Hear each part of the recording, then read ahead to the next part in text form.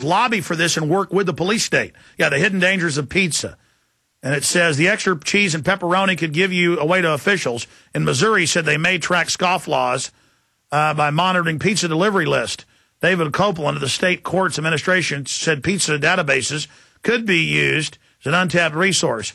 Yeah, that's not out of USA Today. That's another one about them doing it. They're already doing it. That's an article saying they might. The USA Today admitted they were doing it. But anyways, to finish up here, but good job finding that, guys. To finish up, so when we get up here and we talk about they could send a SWAT team to your door with this. This is to track and control you. This is to track and trace you. This is all admitted. You walk out front of your house. They know where the GPS reading is. They've got the blimp ready.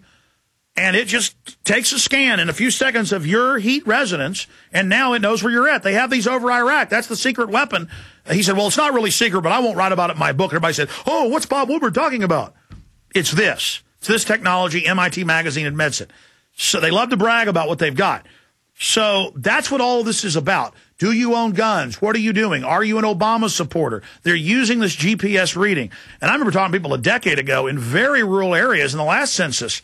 This began in 1999. People in rural areas, we went out and interviewed them in Johnson City and other areas in the hill country. There'd be a log cabin somebody built out on 20 acres they had that nobody even knew about that was for camping. And they'd have notices on their door, and then they'd be able, and they'd catch people there with the satellite images of the house saying, okay, who lives here? They are tracking everything. They want to militarily dominate. That's what the global positioning system is with the Pentagon satellites. It was designed so they could shoot a cruise missile through your window or down your chimney. This is a control grid, and people are denying that they're even using this for the census right now.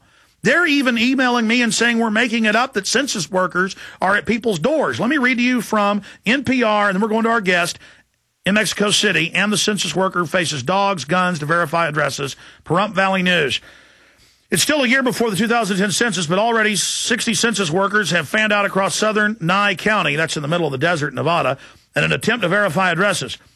But in a sneak preview of some of the thorny situations census takers could face in Pahrump, the address verification led to a few surprised property owners, including an incident where a gun was pulled. She was in their backyard, and talks about that. It goes on, they're just driving up, checking the addresses outside, making sure the correct address. And it goes on to say, I don't want to read the whole article. Our guest is talking, waiting. But it says in here that they are using GPS to track them. So I'll read that after we get a report from Mexico City. I guess he contacted us, or my producer pointed it out. I'm not sure, but I'd already seen his video. And up there, it's a George for title. And the only news he really reported from YouTube in Mexico City was that they were locking it down where food and water couldn't get in. People were demonstrating, so riot cops were going off to deal with that. So reporting from Mexico City, with what's happening, the YouTube channel, George for Title. George, what's going on there in Mexico City? Hey, Alex, pleasure to be on the show. Right now I'm on the streets of Mexico City, and just what I'm seeing is a lot of people with masks on. And the funny thing you're really seeing a lot down here is people are wearing the masks, but they're either wearing them incorrectly, like over their necks or over their heads, and their nose are still exposed. And if you actually look at the masks that the governments give out here, they don't protect you at all. I got a video of it. They're just really thin material that wouldn't protect you from anything. It's a visual archetype of hysteria. It's all part of the play acting. Like when cops wear black uniforms, they act more aggressively. Or when Elmer Fudd puts on a hunting cap, he starts acting like a hunter. Or when a woman puts on, lingerie, she on average becomes more sexually aroused. This is all psychology. Explain to folks what you've seen. I mean, a lot of folks have seen the video of the masked paramilitary police marching off.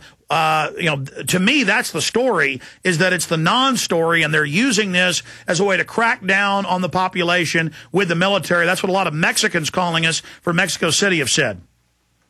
What I've seen here is a lot of military vehicles in the streets. We've even seen a patrol actually loading up, and the weird thing about it is they were loading up, it looked like, with their own personal gear. I mean, they had colored backpacks, and it was just really weird. I got a lot of information on my YouTube channel that they said, hey, this is a weird type of operation. They have riot gear, but they don't even have any weapons, and it looks like they have their own personal clothing and their own personal tents that they're taking with them. So that was really strange, and we got really close to that vehicle that was loading up for that operation. We had one gentleman, one of the soldiers that was actually approaching us.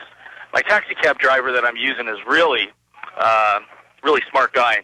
He took off right away, and we were able to be, okay. Absolutely. I've been shaken down more than once by Mexican police and troops in Mexico. Very corrupt. So, I mean, just an overall view. Are people still panicked? Are the streets still somewhat empty compared to what usually that mega city is, the biggest city in the world? When I first got here Friday, it was literally a ghost town. I had a hotel in downtown Mexico City, and I could swear to you, I was like one of 3 people that were staying in this hotel. That's the biggest story I'm getting down here. It's hard to imagine 20 to 25 million people on almost total lockdown. You can't get into a restaurant. I mean, they got special rules. If you can only get takeout. The taxi cab drivers have to wear gloves. They have to wear masks. I mean, there's all these regulations. And what I'm getting from this whole experience is just the sheer authoritarianism that the people are willing to accept down here. It's just totally blows my mind. It's just incredible. I mean, literally, people are starting to come out because they're just getting tired of staying indoors. But many businesses are closed down. I would say like 80% of the businesses are closed down. I mean, people are hurting. They're losing money. If you own a small business, you're not allowed to open till May 5th. There's so many restrictions. They fine you thousands and thousands of pesos if you try to engage in business here because of this. Well, Mexico applied. Influenza. Yeah, Mexico applied to go under IMF global currency SDRs, Reuters and AP reported, and they're the first major nation to do this. And so, in a way, it's like a bank holidays going on. We know this is a beta test for as revolution brews to a paramount point. They know how to kill these flashpoints of revolution with a fake flu drill. And I believe, and so does Dr. Jerome Corsi, many other experts have studied this, that's why they came out and said, end of the world. People had to take this serious, The people getting scared in the theater when somebody yells fire, they're not the bad people. It's the guy that yelled fire. And the government came out and fear-mongered and did this. So I understand why folks got concerned. I got concerned. Many others did. But my instinct from the day one was this may be real, but I think it's a hoax.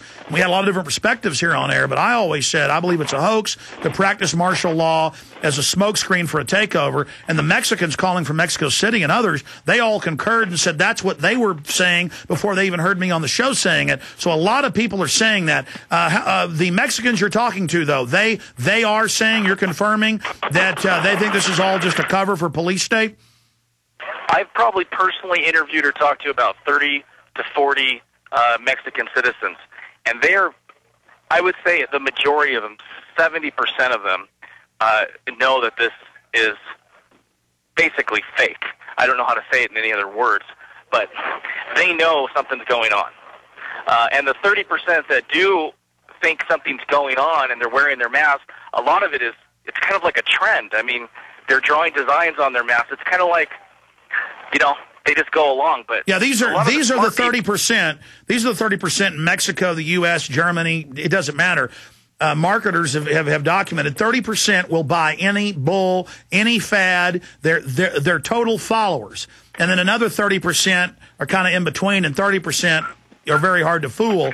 This show is all about the 30% that aren't fooled, waking up, the other 30% that have some chance of waking up and not being idiots. That other 30%, they'd march into death camps. They'd run down into pits and be shot in the back of the head. Just like we saw in Nazi Germany. They will do what they're told. And we need to break through that mindset. But, it's hard to not get into that mindset when the UN's saying this is the greatest threat to humanity ever. Millions, are probably going to die. It's the end of the planet. And then it turns out it's all a complete dirty hoax. But I believe a beta test for something bigger and perhaps more real in the future. These are eugenicists we're talking about. Well, let me tell you something, Alex. When I headed into Mexico, I crossed the Tijuana border. You're really scared. You're worried that you're going to catch the virus just from all the media propaganda that you're being fed. But as I went into Mexico City and I'm walking around, it just hits you. It hit me one night, 3 o'clock in the morning. I said, you know what? This is total lies. This is total fake. So you know what I did on one of my videos? I actually videotaped me going inside of an emergency room. Stop there. I want to hear about this final segment. Stay with us. Silver is mankind's oldest natural